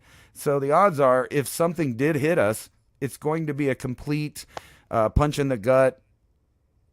We won't expect it. It'll be a overnight change of reality. And that's just on the natural phenomenon. And then you look through the news, and it just seems silly. People, are wanting Ransom, to could I freeze stop you here? themselves. We got some super chats coming in here, so I wanted to say. So H Johnson 8225, let's get a little woo woo tonight. Bring it. So we're gonna bring some woo on here in a second. And William Hooper bought us 5 double espressos. Thank you so much. Keep being a light in the darkness, guys. Hard years are coming. Well, for some, unless you're able to weave around and bend and find that opportunity in the danger, and then it will not be. It'll be a bountiful period. Like during the Great Depression, there were more millionaires made during the Great Depression than there were any time previously in history. I don't know if anybody knows that fact, but there were more millionaires created during that time, solving problems of that time. That created such vast wealth for those who could provide solutions. That's something to think about too. They never really they always want to make you scared. Depression. Well, there was a lot of wealth created in ingenuity and invention at that time too. So Porch Monkey bought a double espresso. Thanks. Question way back in the day when you were talking about star forts, David. That's me. You mentioned that there was one located in Alberta, and I cannot seem to track this bad boy down. Any way you could help me out? It was in Maritimes of Canada, and I'd have to get back to the exact thing with you. If you're going down Maritimes, and it was right on the very edge, one of the last settlements that was out, and it's a national park now, and you can actually clearly see it on the peninsula. And it's in remotest remote land right now anyway today. And you're telling me back like 200 years ago, that was like, they took the time and energy to build an entire star fort complex. Dude, I am talking at the edge of nowhere, still to today. Even with all the vast trade routes that have been set up, and locks and dams and ports and rare routes and towns, and it is still in the middle of nowhere. That was not for that time. It was way before that, but it's out on the peninsula in Newfoundland. Follow the coast around St. George, Georgetown, somewhere around there. I got to dig back in my memory bank. I got to go back in and find St. George Fort. I think it was something like that. Anyway, Ransom, just wanted to read out the super chats. We're going to get on the woo, but please continue with your article that you're showing there. Well, here's a couple. That was about the object that's going to hit the moon, and I was just pointing out that there's real things to be scared of, but I could just go quick through the articles. Cremation, do I have that on? No, I don't. Yeah, you got some grizzly camp, a grizzly bear camp in Mexico. So this is going on. They're discovering these things. They're trying to downplay it. The Polar fact bear is camp, that a lot of people have gone missing over here with the back and forth of these mass migrations. And, there's no shortage of things to worry about that they hit you, and they're all real. So it kind of goes to what you were saying. What's the trigger? They pull like 20 triggers at once. Here's one: households urged to check jewelry. Oh, wait a second. Yeah, hold on a second. That is a jewelry registry of your own volition. Do not register your jewelry for insurance, because they'll know where to come and confiscate the gold, for Christ's sake. Right. They want to know. And then you have just stuff literally falling out of the sky, which is pretty woo-woo itself, because there's really no information about it. All the people on the ground just said, we heard a sonic boom, and then noticed this helicopter chopped in half falling to the ground. Right. Yeah, but that was a full family, and that was the CEO of a company, and it just escapes me. Well, I'm sure we'll figure it out. But doesn't it seem weird? Yeah, but that they- was the CEO of a company. His entire family perished. It was Siemens or something. It was CEO of Siemens Company, I believe. Oh, technology. That's a very large Fortune 500 company. Him and his wife and his whole family got wiped out in a helicopter crash. Now, for me, that seems a little bit kind of suspicious that the CEO of Siemens, and maybe I'm misquoting on the company there, but saw some stuff coming through earlier. Yeah, that's a trip, but there was I don't know where it's at now, but so they're completely tracking everybody. So they know when you're scared, when you're panic buying, all of that stuff. Every little conversation you've had with your little robot at home, guess what? They lied to you. Of course they listened. Of course they saved it, and now it's in the cloud. So all of that's there. But really, my point was just all through the thing, they're trying to scare people about eating, about, everything. And then let's get to what seems to be really going on. And I'll just skip, probably 100 articles about something to be afraid of, war, cyber attacks. I mean, they just don't stop. And if I can find the damn slide. Well, that's again. a good one you have there. EU bans US beef. Okay, so again, if we're talking regionalization, like all these, you can't send your beef here anymore. But that was also chicken and seafood banned out of the EU because of America, right? The tariffs. So what did that do? That suddenly sent a tidal wave of food back into America, like lowering the price for a minute. So if you're going to redistribute food, like all the soybeans too, almost 50%, it was 46%, I believe, of soybeans grown in America were exported to China. So, in a few videos I was talking about this. Now that food source, those soybeans, are going to get redirected back to America. But of course, that's way too much for us. We're not going to eat that much soy. So what they could do, though, is then crop substitute into something more nutritious on more of an ancient grain side, because where you can grow soybeans, you can grow other types of amaranth, spelt, millet, sorghum, these types of things. So imagine a massive crop substitution plan implemented, but without spooking anybody. Because if we can't sell all of our soy, then we're going to convert these fields for the American public, for the American populace. We're going to give you a healthy food source, and we're going to put all these new grains. We're going to set up all these new micro markets for Americans. I know they're retooling of the machinery, the seed sources, the harvesting equipment, the drying, the storage, et cetera, all needs to be retooled. Again, that's another thing that can help boost the economy. Offer these new sort of micro grain.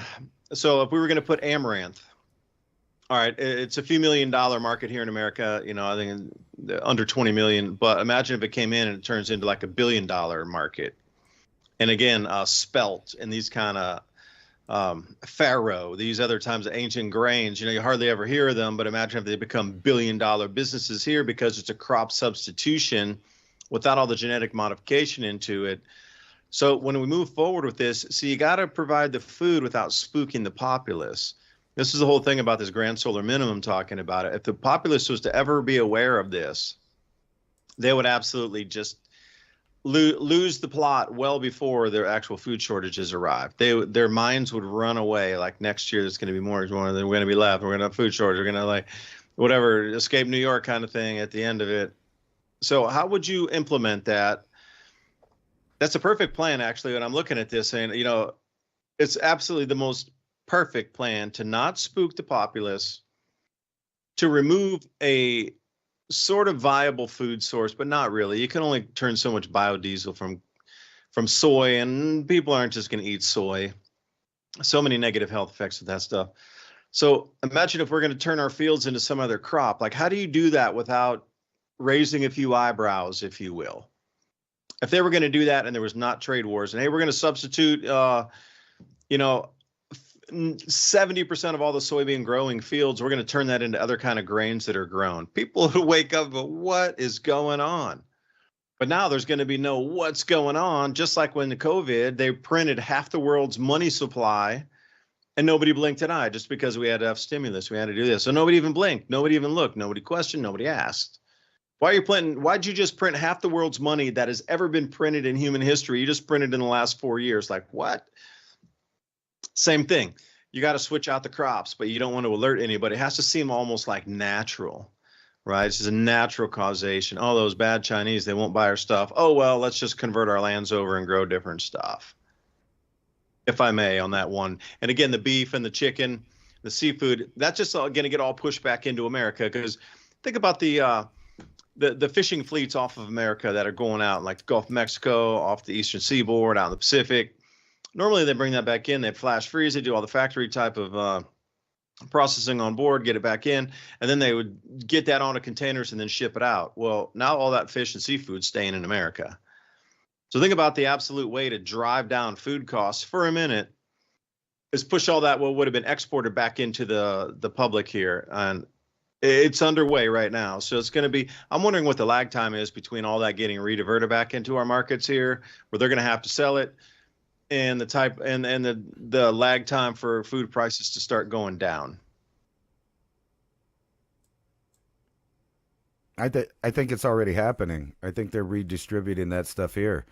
And this is where it gets woo-woo for me right here. And I've tried to tie these things together. Go woo, man. Go woo. You got the Franken chickens, right? And you got the beef over safety concerns. Well, we don't care about that in the United States. All that banned stuff, we love it. We're acting like we do now, but then you have this thing where they want to keep you confused and dumbfounded. Not me or you specifically, but the general public. And then they scare them with all of these things. Look, fungus infections, bacterial infections, none of it can be fixed by traditional means. So we're going to have new technologies, new AI designed, genetically modified things to save us. And now, this beef, you might stick your nose up to it and you find out it's genetically modified in some way and it might have a little tainted stuff in it, but the other stuff is gone out of the supermarket. Are you telling me that the masses are going to not eat this rather than not be hungry? Well, of course they're not. And if you're worried about it, don't worry about it. You can just go to the artificial intelligence therapist. You have the doctors that work on your heart now. Now they have AI Jesus. We have an AI God. We have the shrink. Not only designs your medicine, but, it's a therapist too. And if you think that this isn't happening, look, here's one. AI-generated attorney outraged judge. Scalds man over a courtroom. He's not a real person. It was an AI lawyer. The judge thought he had some kind of power over the AI by telling him this or that. The AI is just programmed with whatever legal defense it has, right? So everything's going to be fake. And then compare this to this. This is an article that's talking about the first vehicles, which is right here 6 miles away from my house. The first vehicles, historically, probably not the first, but it's the first find that shows us using it. 22,000-year-old vehicles hiding beneath the sand. Late in the Pleistocene here, in the valley I live in that I'm talking about. They had giant everything, and, what was eating that? Dire wolf. Dire wolf was eating that. Now you see this in the news. Of course, this isn't a real dire wolf. It's a Franken wolf that they made out of real DNA. It's exactly the plot of Jurassic Park. Now they're doing it. Now, imagine something happens, and all of a sudden there's no food, but they do have a way to help you. You could, all this genetically modified stuff, people are going to eat Ransom, it. could I if they're throw something hungry. at you there with the dire wolves real quick? Yeah. Because they were named Romulus and Remus. Right. If you spell Romulus or if you spell Remus backward, what do you get? Sumer. Well, not only that, Romulus and Remus represent the beginning of the Roman Empire. So the beginning of it, the actual and Solomur means reset. high priestess. If you spell that backwards, Remus is Solomur. That means high priestess as well. So you got Sumer and high priestess if you spell those words backwards. So H. Johnson going to the woo on you there. Wanted to leave it there. Right. I'm gonna get these down till I figure out where that article is. But my point is that there's a solution that's being given for every problem, from the food. And now, are you telling me that you wouldn't eat GMO corn, rice, soybean, whatever, if they told you they They fixed it where it's not going to cause you any health problems. And there's just no other choice because everything else has gone extinct. But don't worry, we can save you because we can recreate all of the creatures that we need, from the chicken to the beef to the predators, to keep them in line out there. And weirdly, you notice they're not tinkering on different eras of animals, but they're tinkering with Ice Age animals every time. I could hear you in my ear the whole time when I saw that dire wolf. All I could hear was go, rewilding Pleistocene Ice Age animals, rewilding on Pleistocene Ice Age animals. I couldn't get to sleep, man. You're like, rewilding Ice Age Pleistocene animals. Well, I'm not going to say I told you so, but I did mention it. No, about 100,000 times. And there's this other article I was going to show you that kind of links that in. So you got the AI therapist. So any of these things that you're worried about, don't worry about it. Just like on all the old sci-fi movies, you could just go push the button, and the AI therapist can take care of you. And while you respond to all of my kind of harebrained idea there, it seems like they know we're going into an ice age. They know there's going to be a mass die-off of species. They know they can offer the solution to the problem because it's a problem solution, however you say that thing, I can't get it out. Problem reaction solution, mescaline. Yes. Exactly, that's the thing. And they have the answers, and they're going to slowly drip feed you and change you over. Look, oh, well, that's cool. That genetic, modifying saved those people from that disease, and they created that cool wolf at the zoo, and they made that chicken that's going to be, on the shelf when the organic farm chicken is out of stock. It's just going to be there. So will the peyote cactus still grow in cooler climates with this modification? I don't know if I'd want to do any like genetically modified peyote. That'd be kind of nasty, I think. They would take the special out of it, whatever. Yeah, just say it. If you're going to give me some prescription AI bot, if I can get my wish list here. We'll leave it. It's a PG. It's a family-friendly program. Family-friendly there, YouTube. Family-friendly advertiser program for you. But I wanted to come back to your point about something hitting into the moon and sending dust and debris or into the upper atmosphere, at least into the mesosphere. At that point, what we saw with the Hungatonga eruption when the water vapor went up into the mesosphere, all that extra detritus and water vapor up there created these ice crystals. Now, the ozone could get on these ice crystals and settle on there, and then there was a depletion of ozone because once it actually found a surface, it broke off and it wasn't an O3 anymore, and it became an O2, and that's just the way it worked. Things broke off. You got, different ions, and then you got the regular, what you consider oxygen. So, and then it kind of drifted down through the regular atmosphere. But that chemical reaction occurring up, 80, 90,000 feet into the atmosphere, as long as there's a surface layer for that ozone to bind onto for a moment there, and that catalyst, boom, they just break apart. You no longer got ozone. So that's why originally when I was talking about that Hungatonga eruption, that the chemical reaction with all the ice surfaces up there, those ice nucleation surfaces from all the water vapor, was going to cause depletion in ozone. And sure enough, it got to the 5th lowest. It didn't get to the 1st lowest, but I thought it would. Got to the 5th lowest in terms of ozone and recorded measurements of that time. I mean, in the 70s, it was the very lowest it ever was. But comparatively to that, it was repairing itself tremendously. And then Hungatonga comes along and you got these ice crystal surfaces for the ozone to bind onto. And then whoosh, we got massive depletion. That never really made news headlines. You know why? Because they weren't trying to achieve an agenda of chlorofluorocarbons and scaring everybody about this, that, and the other with asbestos and this and leaded paint that. And that whole transition too in the 1970s was to get us away from a certain type of protective, a lot of lead paints and things. You got to wonder what kind of radio frequency that would definitely block these days. Was it truly kids eating chips of paint and getting like lead poisoning, or was it to get you away from using lead paint coated surfaces on certain buildings and structures so they wouldn't be penetrated by this sort of, microwave frequency that we have around us, otherwise known as radiation, everywhere around us. Lead paint, you go into lead boxes to avoid the radiation out of nuclear blasts anyway. Imagine covering a house or whatever exterior in lead paint. Like, you would definitely be blocking a lot of the RF signal. Like, that was well ahead of its time to get that out of everybody's clutches. Like, you can't even find lead paint anymore, even if you wanted to, I don't think. Can I ask you, think about that now.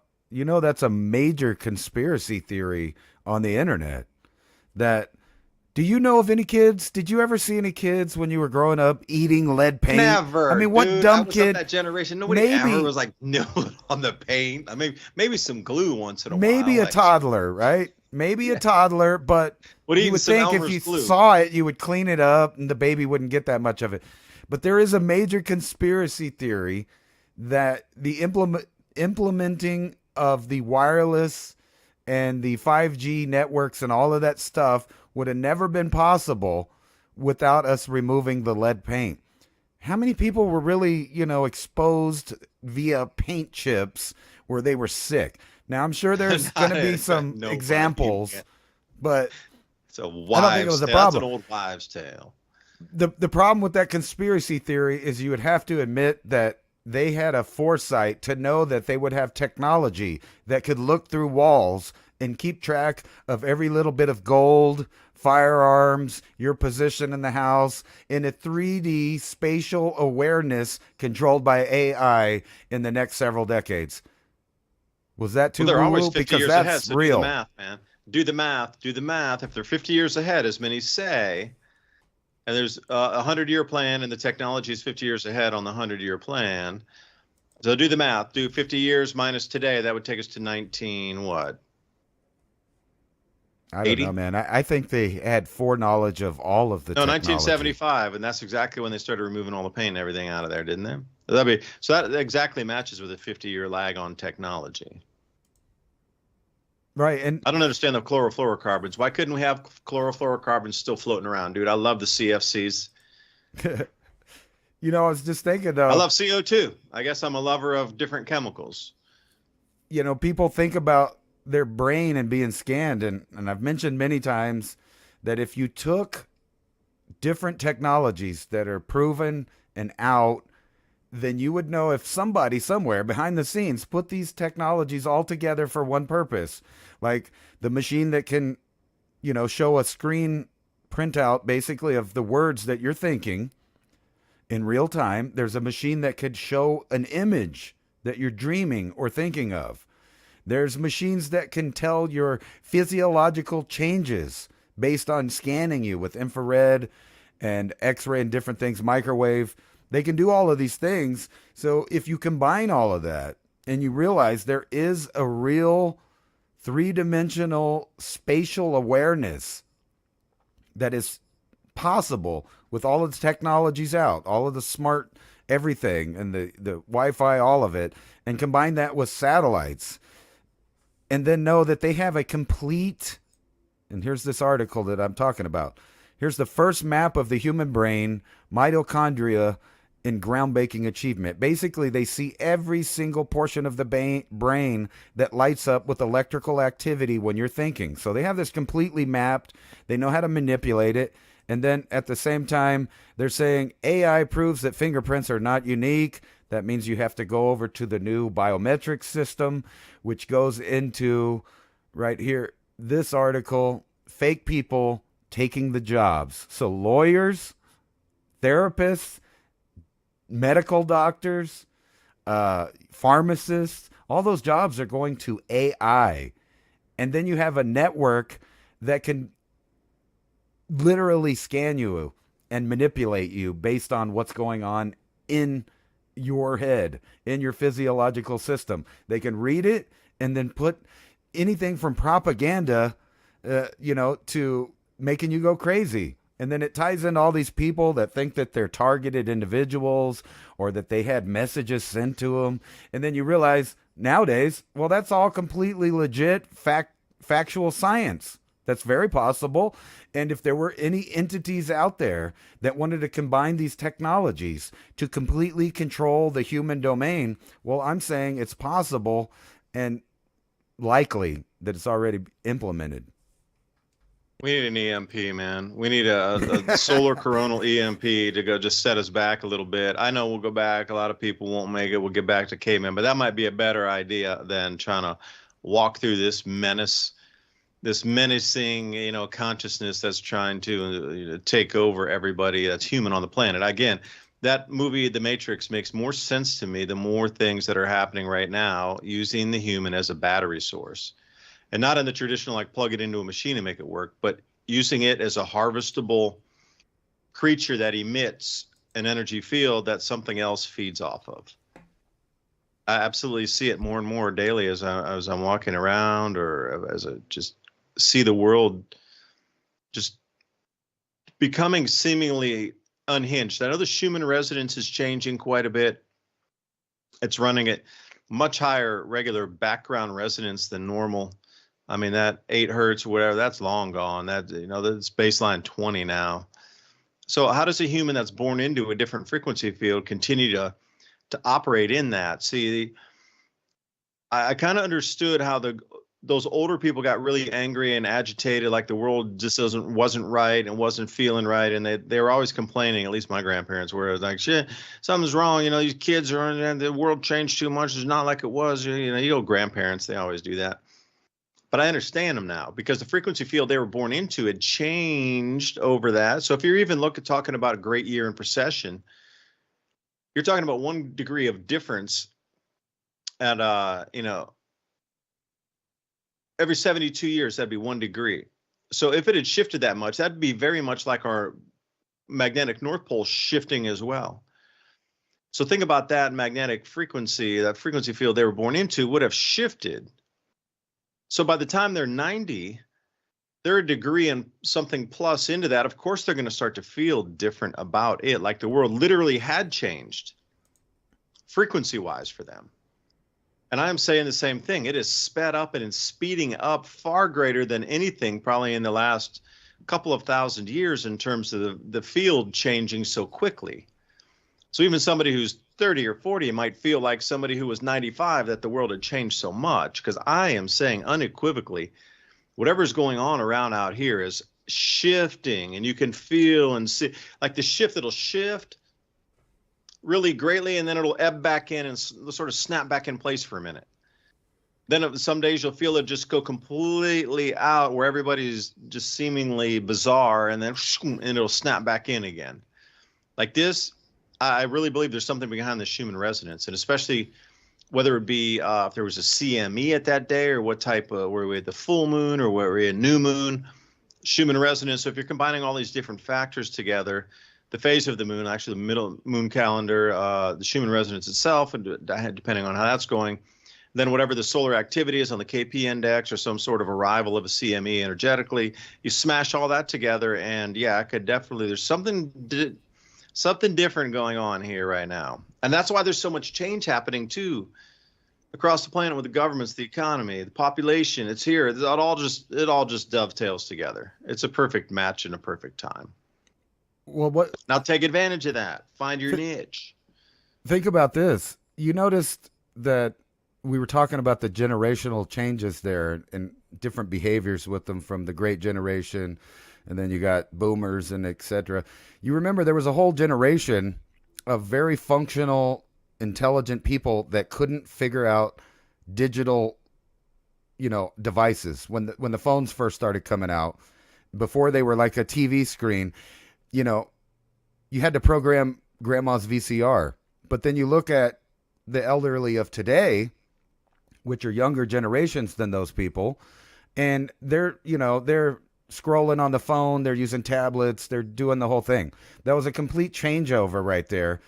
And that one generation just couldn't seem to vibe over to the new tech, right? Because they were like a totally different species. Now, I'm wondering if this summer, this is going to be a dark summer. I don't know if you knew that or not, but because of the moon. Describe dark, though. What do you mean well, dark I summer? mean less light at nighttime. And the reason for that is all summer we're going to have faraway moons, tiny moons, right? Because of the orbit of the moon, it's in the cycle where it's going to be far away all summer long. Aphelion is the proper name for that. Right. And then we're going to have a super moon, September maybe, or October, I forget what it is, but it won't be till fall.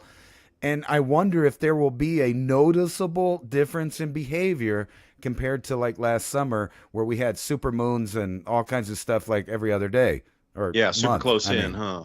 Right. So now there's going to be a whole different frequency a different time period. So different news coming in, different revelations, and people are going to go outside. Maybe they'll see the night sky better, like more of the stars and stuff, and it'll be less about the moon. And I wonder, not just the frequency, but just the light frequency and behavior frequency and all of these things.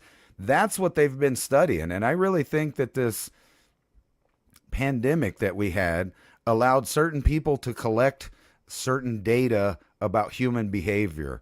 How far will they take things? What information will they believe without, kind of studying it themselves and finding out and making their own opinion? They also found out what it would be like for people to retreat and become, kind of eclectic with their behaviors because they have different informations coming in. And then they buffered us, right? They buffered us. There was a 6 feet. You had to be away from everybody. You had to not. They even went so far as to insist that you don't make eye contact, which is a basic human, communication. Like I could go to Japan, not knowing any Japanese, not even being culturally set to their body language, and still me and a person that doesn't speak any English, has never been to the United States, we're going to be able to communicate. And part of that is through eye contact, right? There's something human, no matter who it is you're looking at, that you can look at their face and have some kind of communication. They tried to convince people that they wouldn't get as sick, or that they would be less likely to get sick if they didn't look at people. And that literally gets into that, double slot, whatever, mind over matter concept of how you can change reality by observing it. So they convinced a bunch of people, don't even observe each other, and then we wonder why we're seeing all these people acting like, they're off their meds, but unfortunately they're on their meds. They're saturated with crazy ideas coming from who? The media, billionaires, like all of it's coming from the top down. And you don't see much more of that. We barely ever see that grassroots fad or phenomenon that starts at the street level and becomes popular. It's all from the top. They have a complete brainwashing system. So that's why you see people that are, super pro Russia and Ukraine, and then you have the others super pro. Nobody stops to think about the situation from their own point of view. They only take authoritative sources. And then you have our group that's, just pouring through it, trying to find conflicting ideas to find the real truth out there. And I don't even think that we get much of that looking for it. And so you can imagine how much people get that are not looking for it. As they say, they're not awake. They're just not noticing stuff. Like I cannot watch a movie without referencing 20 other movies, seeing the social narrative they're trying to push in it, looking at all of the occult symbols they put in that mean things. The whole thing is ritualistic, but now they're transforming all of those formulas that they had from the old world over to a technological, center. So they have the technology doing all of that social engineering for them. And they're using incrementalism that they perfected, but now it's so convoluted. There's just so much fear and, things happen rapidly that I don't think the common person, for one, even thinks they should filter all of it and think about what's really happening. They just don't have the capability because they've slowly been pushed into that system. And now they're about to restart that system and increase the technology and increase all of those programs. So I can't even imagine what my poor grandchildren are going to have to deal with if this system lasts. But I don't think that's the point. They're getting all the beta testing, information, and data gathering now so that when they reset, it'll be a totally new functioning machine that they've created from the start up. And it's hard to argue they're not doing that. They've done that in the computer world, the biological world, and they're even claiming that they're going to do it to the weather system of the planet. So all of a sudden, I see us just having a event that dominoes into mass population reduction, and then these guys, these same groups, come out and say they have the answer for everything. Look, we stopped global warming. We're stopping famine. All you have to do is eat our products that we designed. So it's all set up for us. It's just, like you said, which trigger will they pick to convince people that it's all just unfolding randomly and it's just history and you're living through it? All of them at the same time. You hit it on the head. Oh, by the way, NJ in Texas bought us 5 double espressos. Thank you very much. He just said thank you. They're going to use all of it, Ransom, in my opinion. See, it's like the full spectrum dominance of every single aspect. So food shortages might get some people, but those who've prepared and already stocked up, then the economy would get them, or some sort of war or shut off of goods and supplies coming over. Those who are in the prep mode, well, all of your stuff pretty much is stopped on a dime. Give it another less than a month, and stores are going to be cleaned out in America, man. If the tariffs are going on and then Amazon is stopped, if the tariffs just did it by itself and Home Depot couldn't get their stuff, okay, you could have still ordered from Amazon, right? But both those avenues are shutting and have shut. So now you got 3 things going on. And then if the war comes in, that'll be a 4th one. So everywhere you look across, there's going to be dominance, full spectrum, dominance of all these different events, all in play at the same time, overlaying on top of each other to try to affect as many people in unison, and those overlays and those intersecting types of demographics at the exact same time. Because if they do all those in unison, then there's nobody who can't. So then if the war starts, then there's a fuel shortage. If you didn't get your fuel, then their generators run. There's a million things that can like dovetail into this.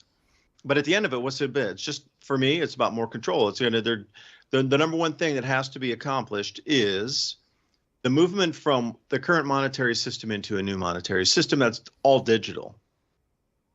Now, how do you do that? You can't unless the entire old system evaporates.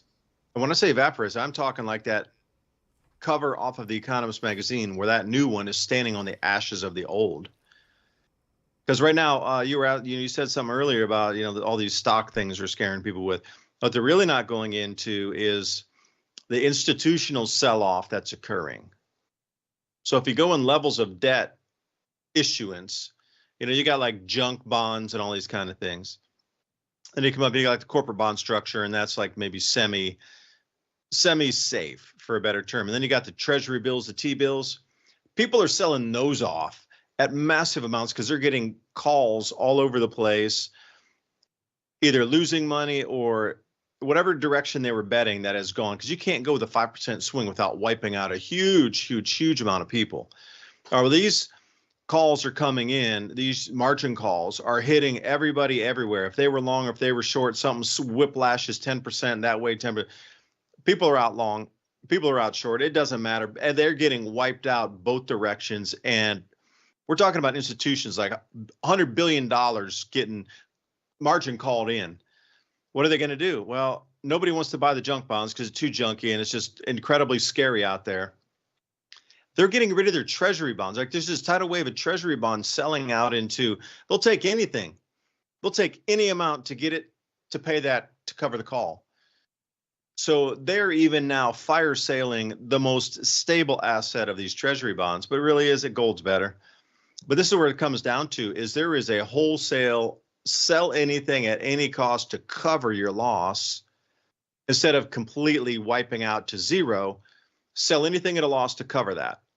And that's where we sit today. Now, this is in the institutional side, and there's like every single market. I don't care where it is and what continent, on what is that. It is all getting fire sailed at the moment right now. That's why that 1987, the 2008, and then the 2020 at the COVID are all, those were the last times that all this would have occurred. But what they're not talking about is the institutional selling to cover everything behind the scenes when you got something like 100 trillion in derivatives that are out there that are coming unwound. Like that's the big thing nobody's covering, is all the calls on these heavy, large institutions that they are not making it. And the further you trace that trail back there, and they're also getting called on margin, and everybody needs to sell. And then again, there's so many, there's not enough buyers for the amount of sellers. It's an inverse now. Everything is starting to go something very similar to what real estate did in 2008, but this time it's the bond market. Like normally this is the safe area, but it's no longer safe. So keep your eye on the bond market is what I'm trying to say. When the margin calls are coming in heavy this week as well. Like this weekend, it's going to be, watch the crypto market do something. They need to pull the money out of there again too. So anyway, thanks for joining us. I rambled into the last of the hour again. I guess I'm an hour hog anyway. Ransom Godwin, thanks so much for joining me tonight. CivilizationCycle.com. Put your email in there. Show notes.